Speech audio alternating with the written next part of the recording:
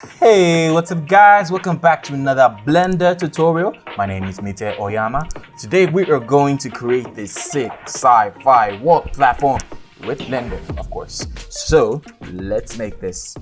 We're going to delete everything on our keyboard by selecting A and then hitting delete. And we're going to add in plane to the scene. So we're going to click Shift A, mesh, then select plane. Then we're going to scroll in a bit. Then we're going to go into edit mode by clicking tab on our keyboard. Click A on your keyboard to select every single vertices or every single vertex or vertices on the plane. And if you don't see your vertices, just select right here for vertices. And then we're going to bevel these vertices by hitting Ctrl-Shift-B on our keyboard, then just pull a little. Now, once you click out, you don't click anything else. Select these operator panel right here, and then we're going to change some settings. In the width, we're going to do 0.5. Then for the segments, we're going to do 5. And then we're going to leave everything else as is. We're going to leave the material indices -1, the width tap to offset, everything else. And then we are done with that. Now we're going to go out of edit mode. Hold on a second, let me turn on the cavity and this as well. And then I'm also going to turn on my shortcut key so you guys can see what I'm doing. Good. Now that we have this, we are going to add a modifier to this, and it's called the Solidify modifier. Click this wrench icon right here and click Add Modifier. Then select Solidify Modifier. Good. Now follow as I change the settings. Just change the offset to 0. Change the thickness to 0.04 meters. Now that's good. That's real good. Leave every other setting as it is. Now we're going to add another modifier called the bevel modifier. We're going to change the amount to 0.01. We don't need it to be too much, it's just 0.01. Change the segment amount to 5. And we're also going to have to change the shading here to harden normals. Now you get this error right here.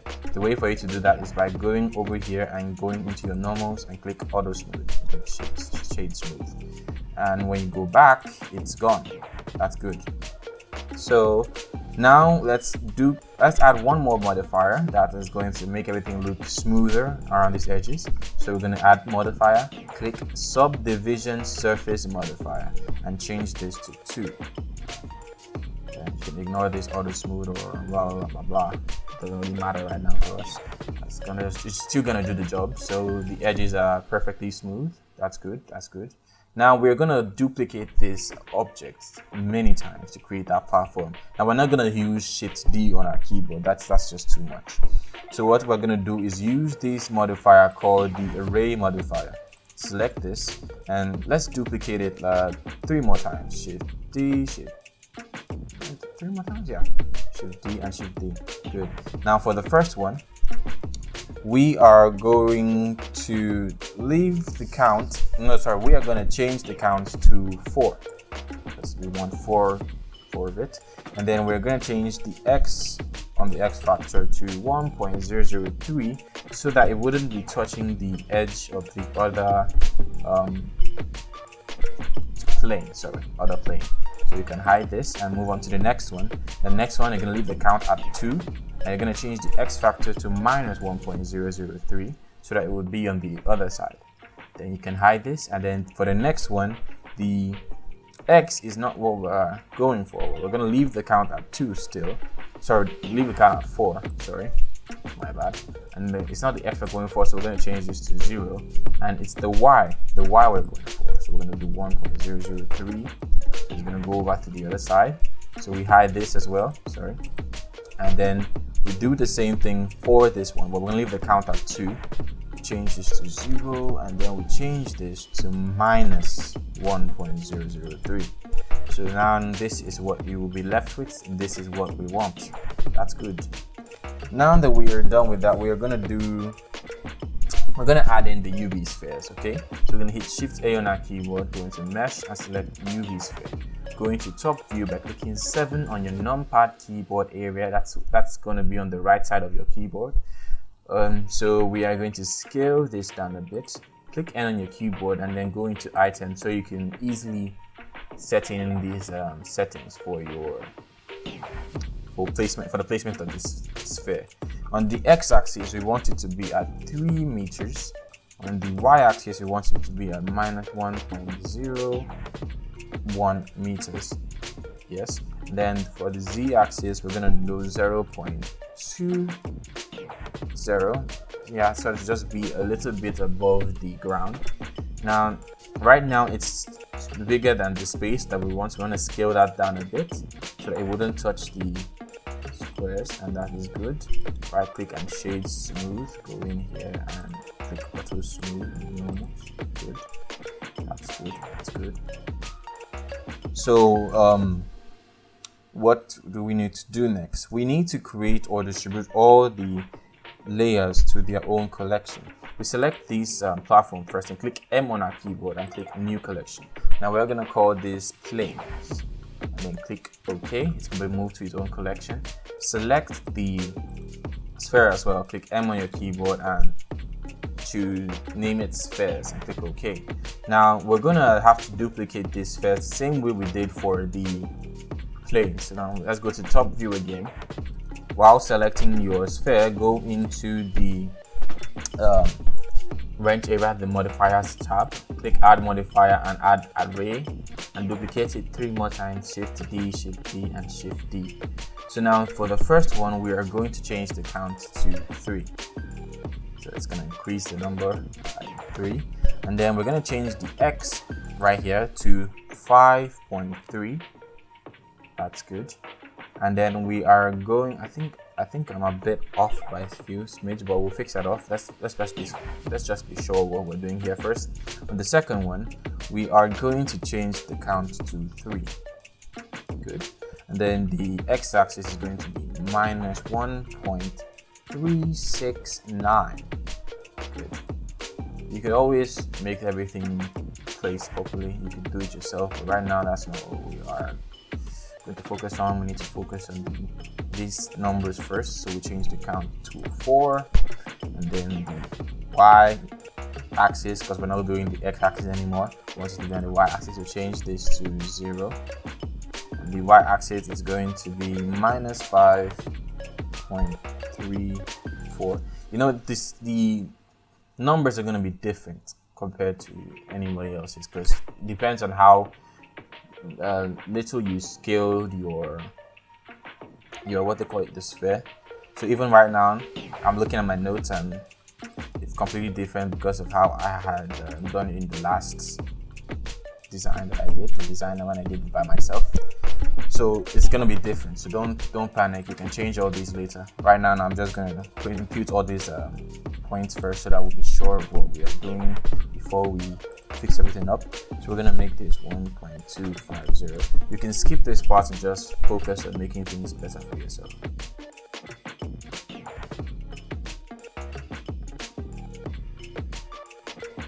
Okay, now we have done all this perfectly well. This is what you'll be left with. Good. Now everything is in its own collection. Now let's go back into the main collection, and then we're gonna add in a plane, right? So we're gonna do Shift A, then Shift A, mesh, plane, and then we'll scale it up to as large as we want it to, let's say about here, and then we're gonna grab it, hitting G on your keyboard and Z, then bring it down to this area. So this was turned on. And we're gonna add some modifiers to it. We're gonna add a solidify modifier, and we're gonna change the thickness to 0.03 and the offset to 0. We don't need it to be offsetted, so let's leave it perfectly like that. It actually doesn't matter right now, really, but I just want to give it some thickness to look more solid, so you understand what I mean. So now we have this in the main collection. We have these separated. Now what we are going to do is separate all these things, all right? Now you could separate them if you wanted to, yeah? But I want to duplicate them first, so that if I make a mistake, I can always go back to them. So I'm going to select both the sphere and the plane, Shift D on your keyboard, and click M, and then new collection, and let's say call it backup. And click OK, and then we're just gonna hide this completely. We don't need that. Good. Good. Now let's move on. Let's select the plane first, and then we are going to separate them. So what you're going to do is apply all these modifiers. All right, this is I'm using Blender 3.1, so it doesn't really have the apply all modifiers option right here, but if you have later versions like 3.5 3.6, it has that. So yeah, so we're gonna have to do this manually. First we're gonna apply the solidify modifier first. You can still leave it if you want to, but I think I should just solidify everything at once. Then we do that the same for the arrays. Apply all the arrays. It's gonna take you a few seconds. I'm gonna skip ahead, so yeah, you do the same. Okay, we've applied the arrays for the platform, so now we're going to go into edit mode, and then click A to select everything, right? So we're going to click P on our keyboard, and we're not going to select selection, we're going to select by loose parts. We're going to separate every single one of these planes, and they're going to be individual. So when we click by loose parts, you're going to have a lot of them right here. That's good, that's what we want. Then we're going to click tab on our keyboard, and then we're going to select the sphere as well, and then we're going to do the same thing we just finished doing. We're going to apply all the modifiers, all the array modifiers. So we're going to apply, and apply. Before we separate, after we've done all these, we've applied all the modifiers, we have to now add this physics tab. We're going to add physics to the balls, so we can actually make the balls to bounce. Okay, so now while the spheres are selected, we click rigid body, leave it at active, leave the mass at 1 kg, but we're going to change the shape to sphere. Okay, right, forget about how it looks right now, we'll fix all that later. Change the bounciness to 1.1 and click enter. That's good, that's real good. Now with all this done, we're not going to change any settings again. We are now going to finally separate them by going to tab, click P on your keyboard, and by loose parts and tab. Now don't let go of every single one of them. We're going to have to place all the origin points on every single one of them, the pivot points on every single one of them. So to do that, we're going to hit we're going to hit Control A and apply all transform by holding Alt on your keyboard and clicking. So it's going to do the same thing for all these spheres that have been selected. Then going to Object, Set Origin, and while holding Alt, click Origin to Geometry. Now, we've done that. That's good. That's real good.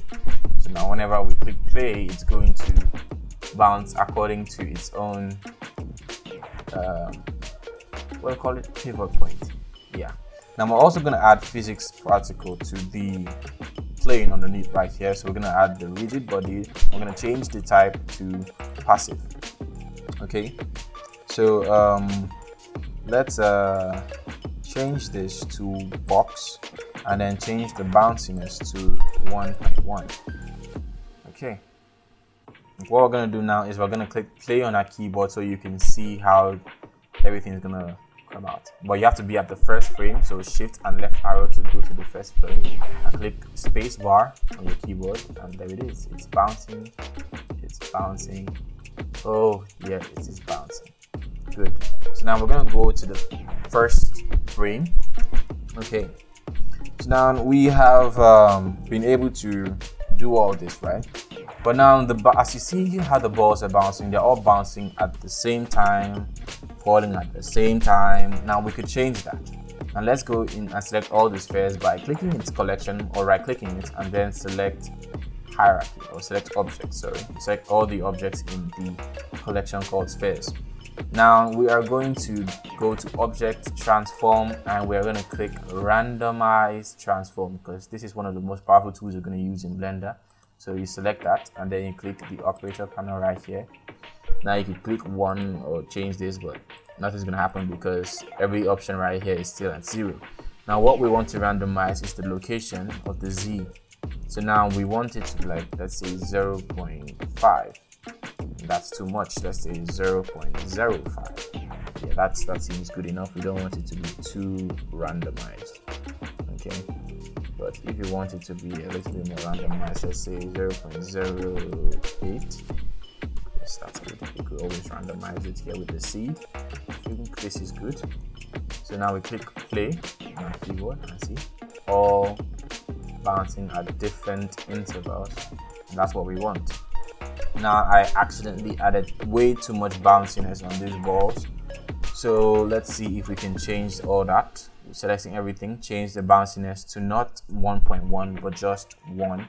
Hold Alt and click enter. Hopefully it has affected all of them. So we click play on our keyboard again.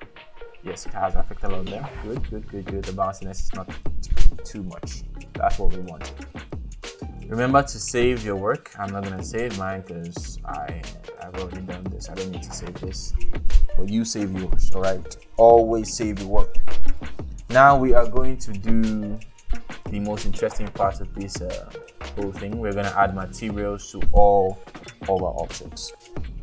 Now we're gonna select the planes first. So we're gonna like do the same thing, right click, select objects, selected all the planes. Now we're gonna go into materials, but first let's go into render mode. Let's go into material mode first. You know what? I feel more comfortable in render mode because you can see everything perfectly. But I am going to use my trusty easy HDRI so that we can choose the perfect HDRI I need to make the whole place look wow, alright. Sorry, I am, what's the word? Losing my train of thought. I'm going to select this. I'll leave the link in my bio to where you can get this HDRI from. It's the one I use for this project and it's going to actually look perfect for what we are going to do. So now we do not want to see this whole image background. So what we need to do right now, right, is we're going to go into render, film, and select transparent. That's good. Now with all the planes selected, let's add a material now. We're going to click Alt and New. So it's going to take a few seconds. Good. And then we're going to change its name to, let's say, plane. All right. So so we created a material called plane. So now we are going to change some settings for this material. We're going to scroll all the way down to metallic because we want it to look a little bit metallic, and we're going to do 0.513 for the Metallica. And then the roughness, we are going to change it to 0.35. Now it's not going to affect all of them, obviously. So what we're going to do to make this material to affect every single one of them is, with all of them selected and with the material, the plane that has the material, you're going to do Ctrl L on your keyboard and then click link materials, and it's going to affect all of them. See? Perfectly perfect. So now we're going to do the same thing for all the spheres. We're going to select all of them, select objects, and then we're going to add, oh sorry, we still have the plane selected. We don't need plane selected. We need nothing selected. Select the spheres. Alright, select objects and then click new material. So now this material, we're going to call it spheres. Okay, so we're going to scroll down, and in the metallic area we're going to write 0.301, and in the roughness we are going to do 0.35 as well. Again, it hasn't affected all of them, so we hit Ctrl L on our keyboard and link materials, and all of them have the same material. Good. Now the way to make the lights for the platform, we're going to select the plane at the bottom. All right, and then we are going to add a new material, and we're going to call it let's call it light. All right, now we are going to have to do something here. Let's separate our workspace in two and change this to shader editor. Click N and scroll in, because we are going to we're not going to use principled BSDF, we're going to use emission. So we're going to change this to emission because that's what we want. Change the strength to 40. Good. Now we're going to add two nodes. We're going to add the gradient texture, and we're also going to add the color ramp. Now we're going to connect all of these together. Connect the color to the factor of the color ramp, and connect the color to the color of the emission shader. Now we're going to change this from linear to spherical, and then we are going to change this from linear to B-spline. Now we're going to change the colors to a rainbow shade. So we're going to remember the roid beef is red, yellow, blah blah blah, up like that. That's how we're going to do. So that's if you want to make a multicolored light system at the bottom. But if you want a simple plain just one color, just use one color. You don't really need to do what I'm doing right now, but I'm gonna do this. Okay, so let's say we bring up, we want red is the color of an apple, orange. Then hit control, click, then we're going to orange right here, yellow, green, blue, let's make it actual blue, right click here, and then purple, oh I went too far, we change this last one to purple.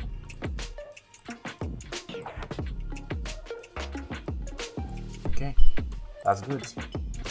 Okay, we're gonna add a camera into the scene by clicking Shift A on our keyboard, then select camera, because we want to view it in this, want to see it in this view. Click 0 G, right click your mouse wheel and drag it till you stop at where you want it to stop. Let's say we want to stop it right here, and this is where you want to be. You don't want to see this. That's good. Now the way I made it to look pretty dark is by hitting N on my. Okay, sorry. Before we do that, the reason it's looking all wonky like this is because we haven't turned on some things in the render settings. We want to turn on ambient occlusion, bloom. Yes, we want bloom. Screen space refraction, and turn on refraction. Good. Now, right now, everything seems way too bright.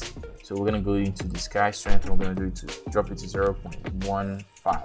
That's how I made it to be dark. You could always make it bright or brighter than it looks right now if you want, but this is how I want mine to be. Now we could always change the color management to something higher. Let's say high contrast. I kind of like it at high contrast. You can make it even higher if you like very high contrast. So click play on your keyboard and see the magic happens. Boing, boing, boing. Okay, now that we're done, all that's left is for us to render out the image or render out the animation. Now, if you want to render out the animation, just click render, then render animation, or click F12 on your keyboard to render out the animation. And it's just as simple as that. Just give it a few seconds and your image will be rendered. This is the beauty of using Eevee as your render engine, because if you use something like, how do they say, Cycles is going to be worse. This is your rendered animation. So this is the end of the tutorial. Subscribe to my channel if you want to learn how to make 3D models and concepts just like this.